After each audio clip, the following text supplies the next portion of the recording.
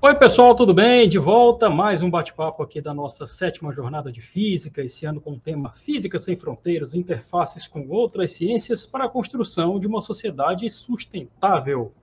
Mais um convidado que temos muita honra de receber. Estamos aqui com o professor doutor Francisco Caruso Neto, físico, escritor e poeta, nascido no Rio de Janeiro em 1959, graduado em Física, bacharelado pela Universidade do Estado do Rio de Janeiro, mestre em Física pelo Centro Brasileiro de Pesquisas Físicas e doutor em Física na Universidade degli Studi de Torino.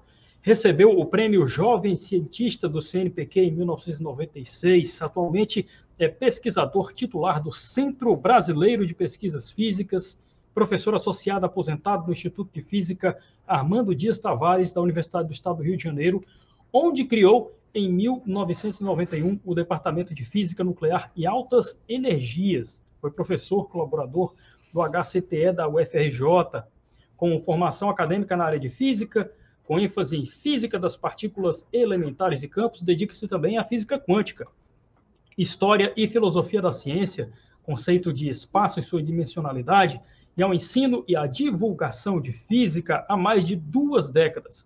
Orientou mais de 60 alunos, sendo 5 de doutorado, 6 de mestrado em física, 8 monografias de fim de curso e graduação, e os demais em iniciação científica, tanto na graduação quanto no ensino médio, principalmente aí nas áreas de física e ensino das ciências.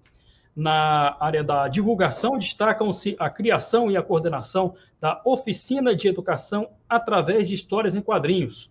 Ocupou o cargo de superintendente da difusão científica da Secretaria de Estado da Ciência, Tecnologia e Inovação do Rio de Janeiro.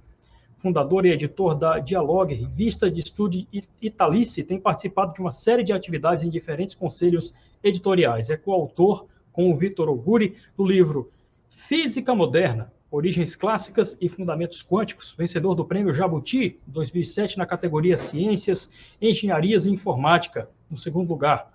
Membro titular do PEN Clube do Brasil e da União Brasileira de Escritores, membro titular das Academias Paraense e também Roraimense de Ciências e da Academia Brasileira de Filosofia, agraciado com a Ordem do Mérito Científico da Academia Roraimense de Ciências em 2009. Vamos receber então o professor Dr. Francisco Caruso Neto. Oi, professor. Boa tarde, Douglas. Boa tarde, ouvintes. Como foi o início da sua trajetória como escritor? Qual foi a sua principal motivação para escrever livros? Você que é um físico.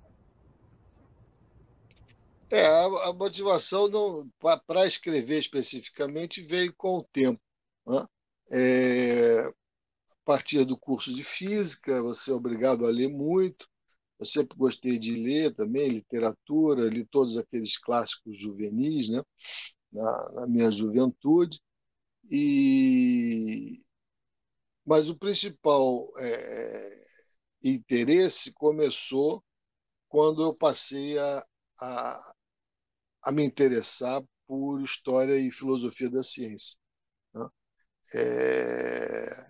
Cedo eu aprendi que não adianta querer fugir de português, como muitos alunos acreditam, porque se você for um pesquisador, você tem que publicar o resultado das suas pesquisas, tem que escrever artigos científicos, na maioria das vezes num idioma estrangeiro, né? E se for professor, você tem que preparar suas aulas, suas notas de aulas, apostilas e, eventualmente, livros, né? Então, quando eu comecei a me interessar por história e filosofia da física, o meu horizonte se ampliou muito, né? E eu comecei a ver o mundo de uma outra forma, né? É, e aí veio a necessidade que eu senti de começar a correlacionar a minha atividade de pesquisa com uma atividade intelectual mais ampla, né? Principalmente do ponto de vista filosófico, né? E isso eu acabei descobrindo que a melhor forma de fazer é escrevendo, né? Porque a escrita, muito mais do que a língua falada, ela nos obriga a uma reflexão mais profunda sobre o que você quer se expressar, né? O, essa característica do texto resistir ao tempo, enquanto que as palavras voam, como diziam os latinos, obriga que você tenha um cuidado maior, uma responsabilidade maior ao escrever, né? Então, para mim, escrever sempre foi um ato ordenador do pensamento, né?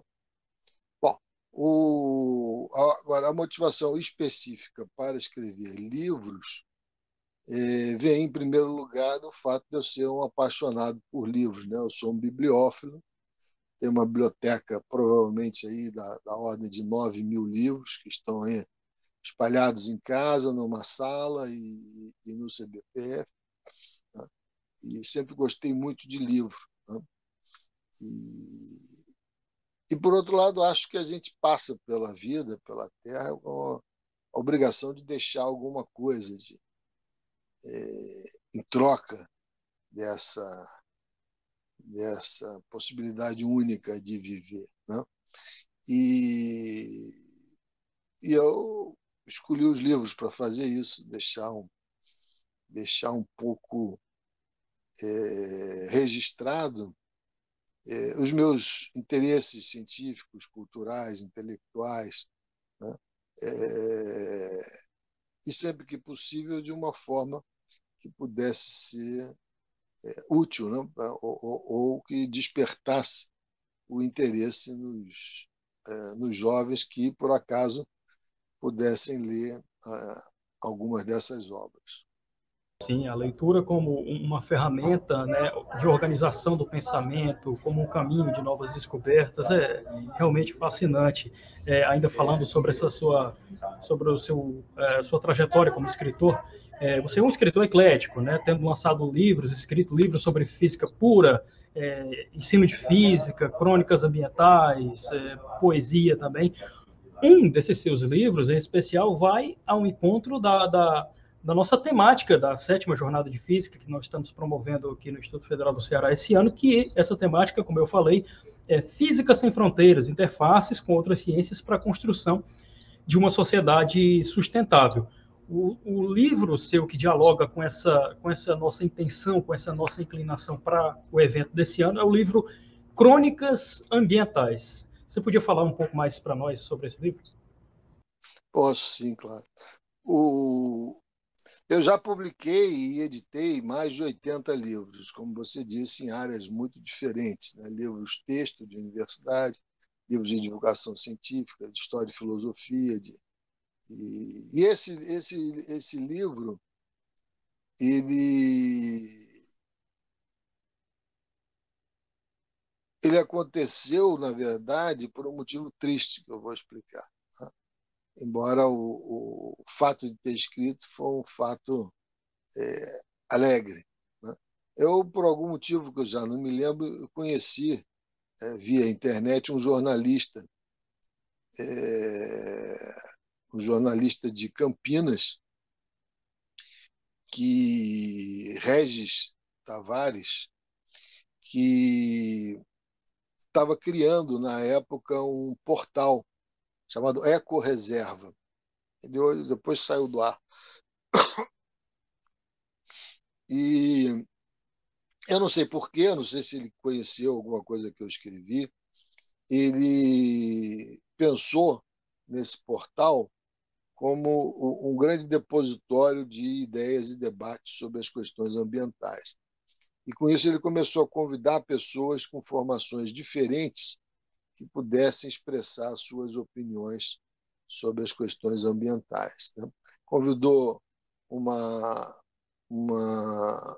advogada especializada em direitos ambientais,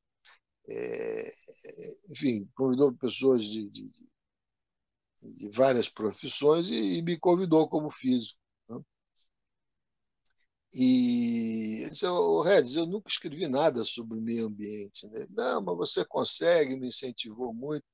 Eu lembrei que naquele projeto de educação de ciências através de histórias em quadrinho e tirinhas, a gente tinha feito, inclusive com os alunos, várias tirinhas sobre questões ambientais, né?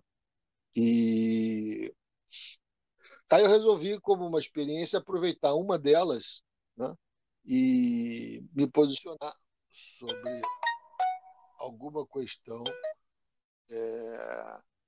ambiental e ver o que dá, né? Ele ficou muito satisfeito, ele acompanhava o, o retorno das pessoas, né, sobre o site, sobre os textos, e com o tempo ele foi vendo, eu fazia mais ou menos um artigo a cada 15 dias, né?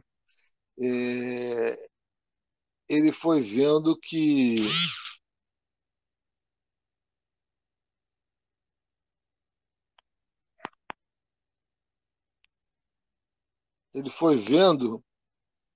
o retorno era sempre muito bom, né?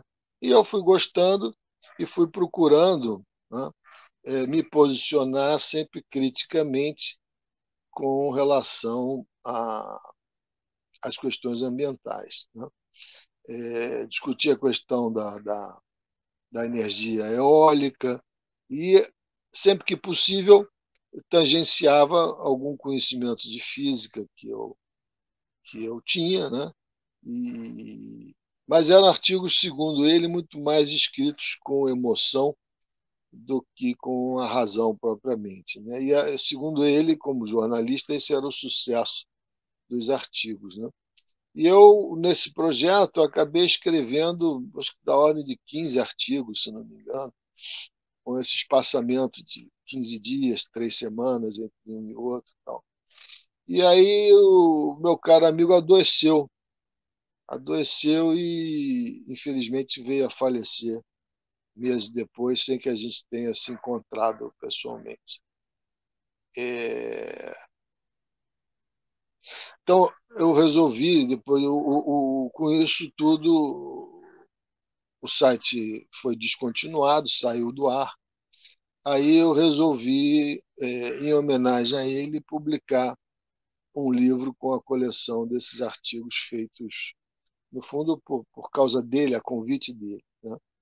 Entrei em contato com o Zé Roberto, o editor da Livraria da Física, grande amigo, grande parceiro, e ele topou fazer o livro e fizemos esse livro.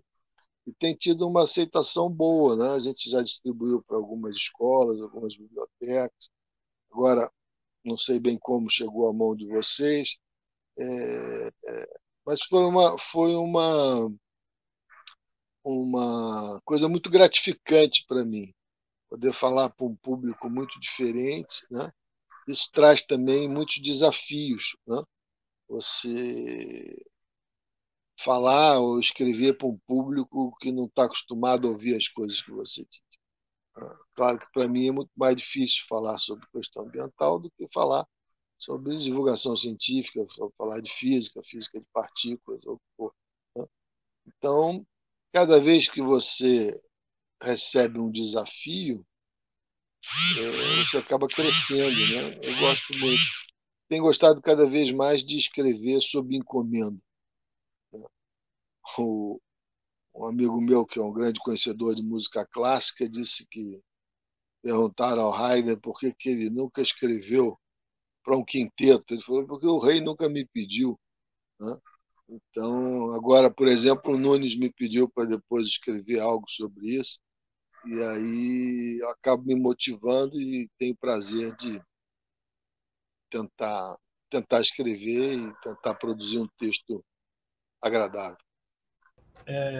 Prosseguindo aqui no nosso bate-papo, no nosso bate-bola, ainda falando sobre essa questão da sustentabilidade, né, como é que você enxerga as contribuições dos físicos para a construção de uma sociedade mais sustentável? Né? Quais são os desafios que você consegue ver, perceber hoje de forma mais pungente e o que pode ser feito? Esse é um desafio enorme, né? Eu acho que tem sempre, eu coloco isso, há sempre uma contribuição de ordem zero que todo mundo pode e deve dar. Qualquer que seja a profissão que escolher, se dedicar ao máximo, fazer da melhor forma possível aquilo a que se propôs, né? E isso em si já é ajudar a melhoria da cultura, a melhoria do ensino, a melhoria da formação das pessoas e até mesmo a sustentabilidade, né? Claro que isso é de muito pouco alcance, né? É aquele trabalho de formiguinha, você vai conscientizando. Do ponto de vista do professor, uma contribuição importante, genérica também, que ele pode dar, é aguçar cada vez mais o espírito crítico da pessoa, né? O raciocínio lógico, se afastar dos dogmas da igreja, da política, seja lá o que for, tentar entender as coisas racionalmente, né? Sem emoções e em frente assim, né? Encarando o mundo como se encara a ciência, né? A ciência é feita de verdades provisórias, o mundo também, né? Agora, nós não temos nada semelhante, por exemplo, eu estava pensando outro dia, você tem hoje em dia formação de profissionais, por exemplo, em segurança do trabalho, né? Se percebeu a necessidade, em algum momento, de criar esse profissional com uma certa especificidade. Eu não conheço ninguém se formando em física ou química ambiental, pode ser até que tem, né? Mas isso é uma necessidade cada vez mais premente, né? Então, por um lado, respondendo à sua pergunta, eu vejo que tem que ter uma especialização muito maior, capaz de fazer uma amálgama entre o conhecimento tradicional e os desafios das questões ambientais. Por exemplo, a questão climática depende enormemente de várias ações, que a gente mais ou menos já sabe quais são, mas é muito importante também a sua previsibilidade, que depende de computação de alto desempenho, né? Então, o país tem que ter ótimos computadores dedicados a isso, vários centros de monitoramento do tempo, de possibilidades de catástrofe, né? Então, tem que haver, além da capacidade científica e tecnológica, tem que haver uma vontade e uma coordenação política para que isso funcione, né? Isso me parece bastante evidente, né? E então é isso. Eu não vejo hoje como um físico de partículas possa contribuir para a sustentabilidade da Amazônia, né? Mas eu posso, enquanto professor, contribuir me posicionando junto aos alunos, né? Tentando conscientizá-los da importância da questão ambiental, né? Como de tantas outras, a importância da questão da saúde, a importância da questão da educação de boa qualidade, né? Então, é isso. Cada um fazendo o melhor possível a sua atividade já é uma contribuição de ordem zero, né? A partir daí, é preciso que haja uma criação de parcerias, né? Uma criação de grupos multidisciplinares com uma coordenação técnico e política, né? E, e aporte financeiro para o que for preciso, né? Sem isso, dificilmente nós vamos entrar nessa exigência desse novo milênio, entendeu? Que é ter uma sociedade preparada para enfrentar da melhor forma possível os desafios impostos pela degradação ambiental. Com certeza, professor, com certeza. Voltando agora a falar novamente sobre a sua trajetória de vida, sua caminhada acadêmica, profissional, científica, quais competências e habilidades o senhor desenvolveu durante a sua formação acadêmica que você julga que mais contribuíram para o profissional que o senhor é hoje, professor, pesquisador, escritor? Olha, uma coisa que muito contribui, que eu tenho visto que está cada vez mais atrapalhando, é uma tendência moderna. Já é muito comum você ouvir o aluno dizer assim: "Ah, eu não entendo para que serve isso, então eu não consigo aprender", Aí eu costumo perguntar: você entendia para que serve andar quando começou a andar? Você entendia para que serve falar quando começou a falar? Claro que não, né? Então, eu acho que essa postura é muito cômoda para justificar um não fazer, entendeu? Eu sempre tive essa postura. Se o professor está explicando aquilo, se aquilo faz parte do programa, é porque é importante para a física de alguma maneira. Eu posso não perceber a importância agora e vou perceber lá na frente. Então, essa é a primeira questão de postura, que se você não tiver, vai te atrapalhar muito, certamente. A segunda, do ponto de vista de nós, que somos físicos, eu brinco com os alunos, vocês têm que olhar para a vida do atleta. Não? O atleta só joga bem se ele tiver um ótimo preparo físico. Ninguém gosta de correr, levantar peso, fazer ginástica. O cara quer jogar bola, jogar vôlei, jogar basquete, quer praticar o esporte. Mas ele requer, já se sabe muito bem, um preparo físico muito acima de um cidadão normal. Né? Então, e a qualidade do jogo depende disso. Né?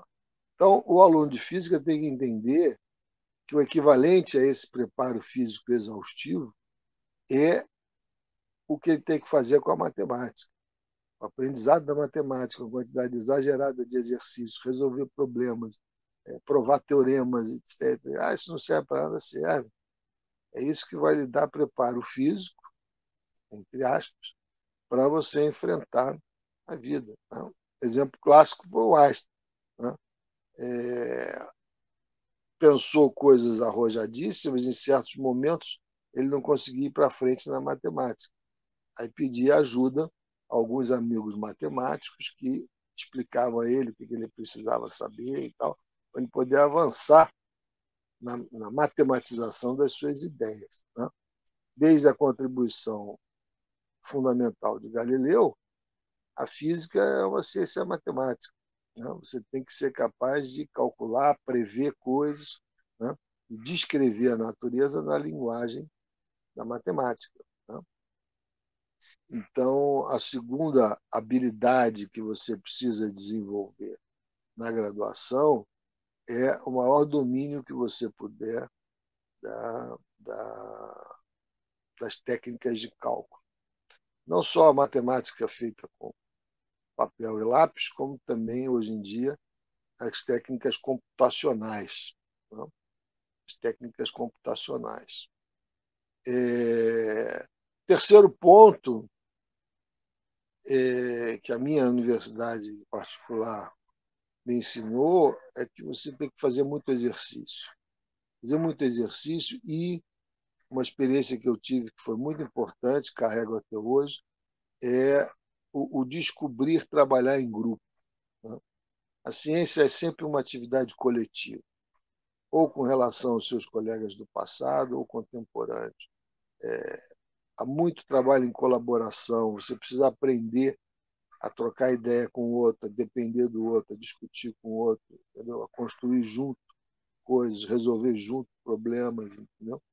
Então, eu tive esse bom ambiente de graduação que incentivava a aproximação dos alunos, nós nos reuníamos para estudar juntos, para resolver problemas juntos, e isso, com certeza, é algo que eu depois levei para o resto da vida. Até hoje, eu prefiro fazer um trabalho com o colaborador do que um trabalho sozinho.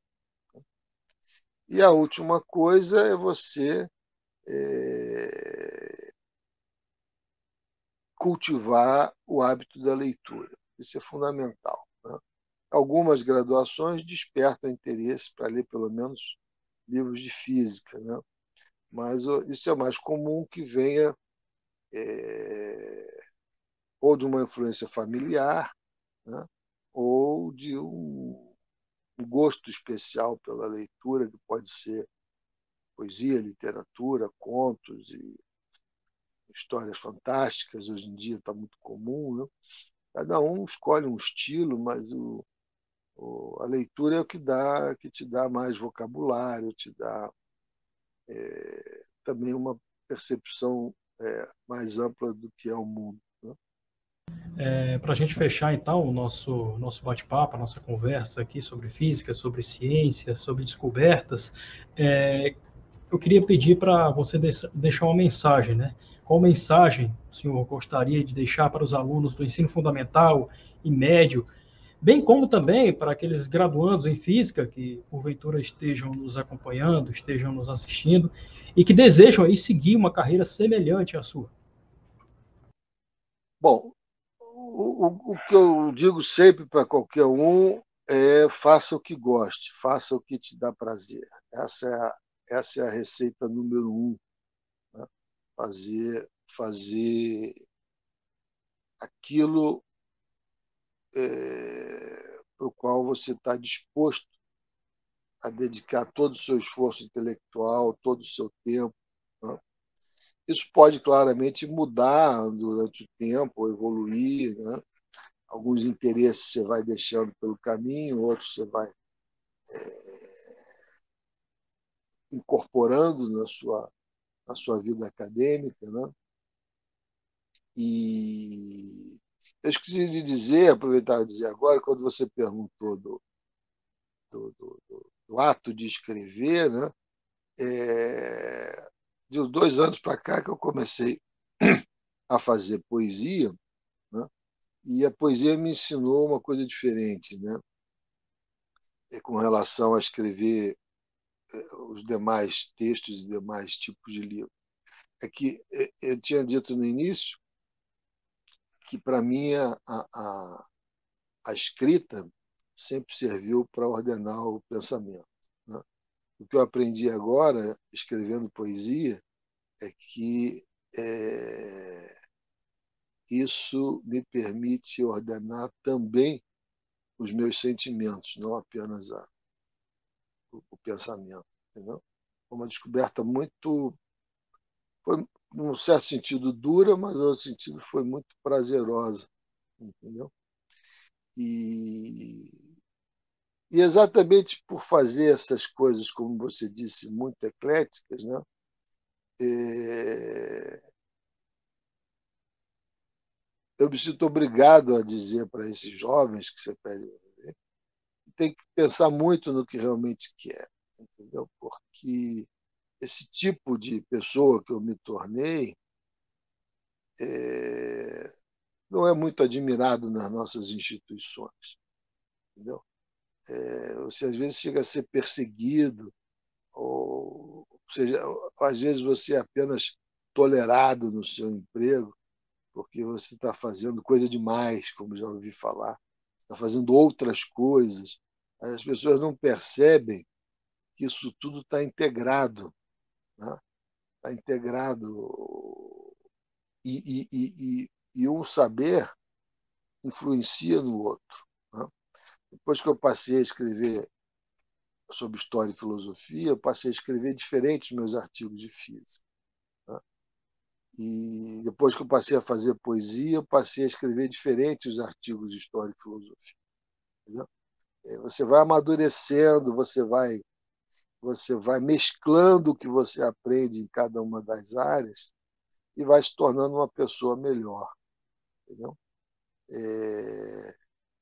Eu quero absolutamente transparecer para o jovem que não valeu a pena. Entendeu? Faria tudo de novo como eu fiz. Só quero que você saiba que é duro. Você tem que aguentar o tranco, né? Embora algumas pessoas, como vocês, o grupo aí, que valoriza a interdisciplinaridade, os múltiplos saberes, a troca de experiência, a grande parte da nossa comunidade é muito reacionária, não aceita esse tipo de coisa. Quer que você faça, publique seus papers, tenha seu alto índice de impacto e só isso, né?